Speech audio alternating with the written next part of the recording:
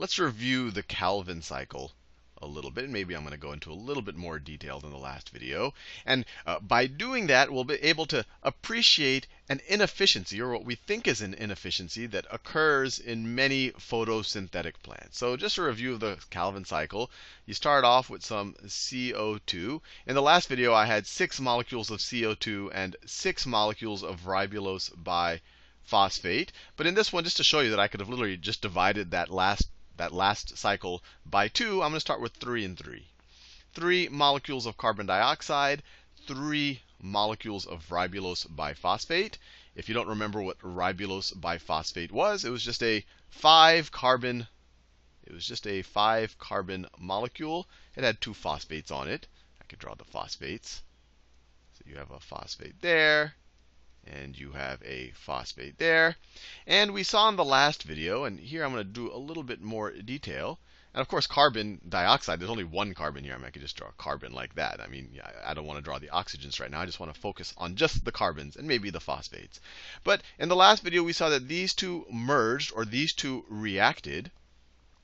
They reacted in the presence of ribulose biphosphate carboxylase, which is this enzyme. It was that big protein that I showed you in the last video, and it's called Rubisco for short. So I'm going to put Rubisco in the middle of this whole cycle, because all of this is going on along with the Rubisco enzyme. These molecules are joining onto the Rubisco enzyme, and then the ATP and the NADHs are reacting on different parts, and that's essentially what's driving the whole reaction. So you have all of this is happening with that big Rubisco protein or enzyme or whatever you want to call it. And this just stands for ribulose biphosphate carboxylate. So it's essentially telling you that it merges a carbon onto ribulose biphosphate. And the last video, I just did a very hand wavy. I didn't show you all of the intermediates, but I showed you, look, if in this situation you end up using 6 ATPs and 6 NADHs, you'll end up with glyceraldehyde 3-phosphate, or G3P, or that's also called phosphoglyceraldehyde. So you could also write it as P-gal. But a very easy way to visualize it, it was just a 3-carbon chain with a phosphate.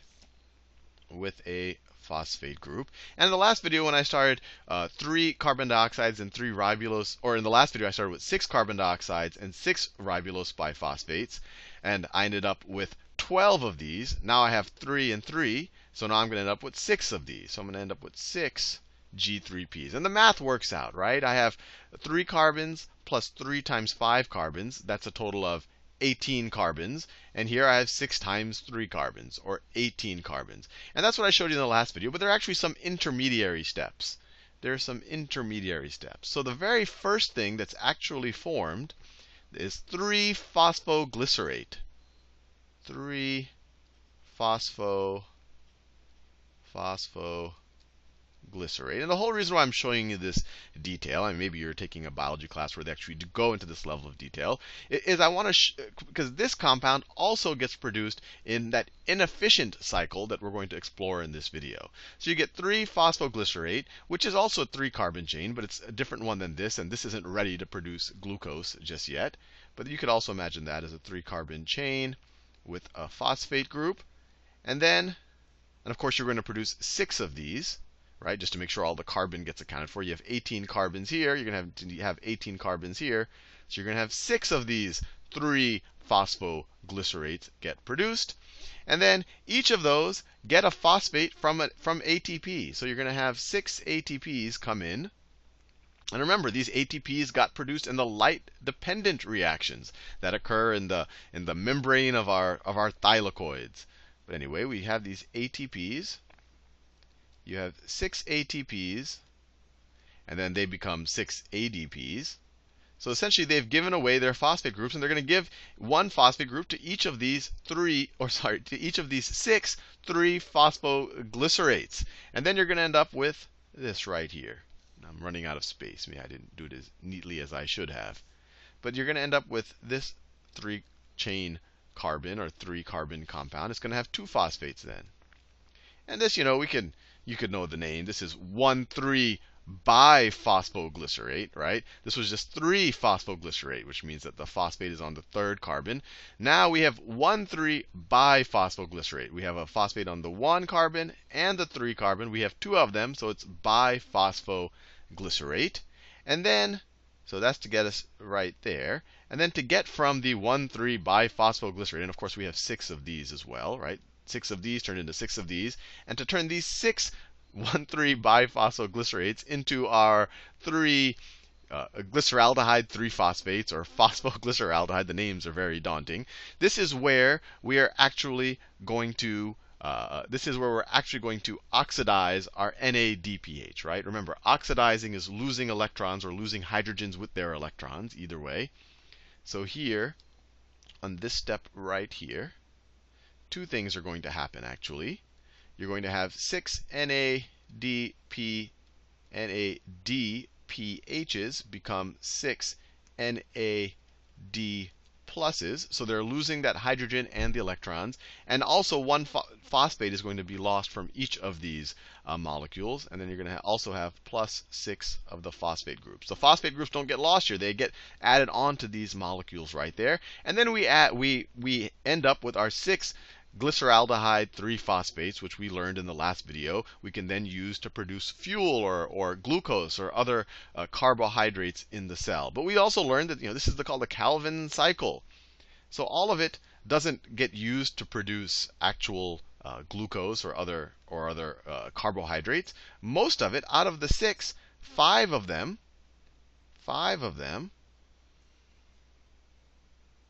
are going to be used to produce our 3 ribulose biphosphates. So let me do it like this. So you're going to have 5 G3Ps go in that direction.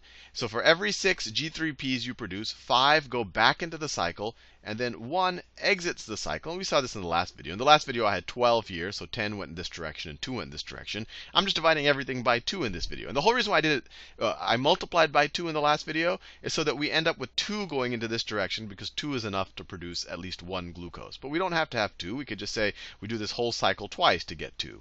But anyway, I have 1 glyceraldehyde 3-phosphate coming out of this end. And then these 5 glyceraldehyde 3-phosphates that stay in the cycle. Remember, those are just 3 carbons with a phosphate group. I drew it over here already.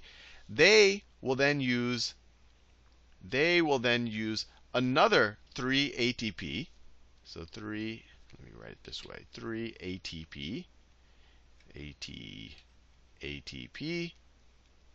So we end up with 3 ADPs. And the phosphate groups actually end up on the ribulose biphosphate. And they get essentially recycled into ribulose biphosphate for the whole cycle to happen again. Remember, and all of this is happening, you can kind of imagine, in or on the surface of this big enzyme, this ribulose biphosphate carboxylase. And actually, just so you I guess, know a piece of terminology, this type of photosynthesis is called C3 photosynthesis.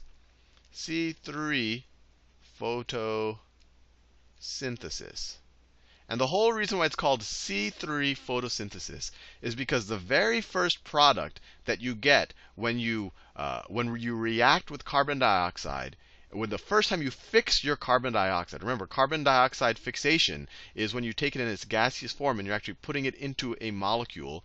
The very first carbon molecule you get once the carbon dioxide gets fixed is a 3-carbon molecule. It's phosphoglycerate. That's why I showed it to you there, because that's where the 3 in the C3 photosynthesis comes from. Now, everything I've just done is a review of what we did in the last video, maybe with a little bit more detail. And I showed you that you don't have to start with 6 and 6. You could start with 3 and 3 and just have 5 go down here and 1 go down here instead of doubling everything. But what I want to show you now is an inefficiency that goes on in plants. This Rubisco enzyme doesn't necessarily just fix carbon dioxide. It can also react with oxygen. And actually, its name is ribulose biphosphate carboxylase oxygenase, which means it can react with carbon or oxygen. And this mechanism, so let's say you have your ribulose biphosphate hanging around. We're in the stroma of some of our chloroplast. So let's say we have our 5 ribulose biphosphates. 5 ribulose biphosphates. And instead of reacting with carbon, it can actually react with oxygen. So instead of having carbon dioxide here, I can have O2 coming in here. We have oxygen coming in here. And all of this, once again, is occurring on the surface or with the assistance of the Rubisco. Of the exact same, the Rubisco enzyme. Ribulose biphosphate carboxylase oxygenase. That's why, because it can also fix oxygen. And when these two things react, you don't get useful things that can be used for fuel and all of that. The first you end up with, and my drawing is a little messy. You end up with if these two guys react, you'll end up with 5 molecules of this guy right here. 5 molecules of this 3-phosphoglycerate right there. Remember, here we ended up with 6 of them, but now we're only going to end up with 5 phosphoglycerates. 5 phosphoglycerates. And I know the names are all very confusing, but the basic idea is to remember that what's happening here is carbon dioxide isn't getting fixed. Oxygen can get fixed. And you end up with 5 phosphoglycerates, and you actually also end up with 5, this is called phosphoglycolate. I know these are very daunting names. And phosphoglycolate, which is a 2-carbon molecule, which makes sense because we only have 5 carbons to start with. This thing right here is a 3-carbon molecule.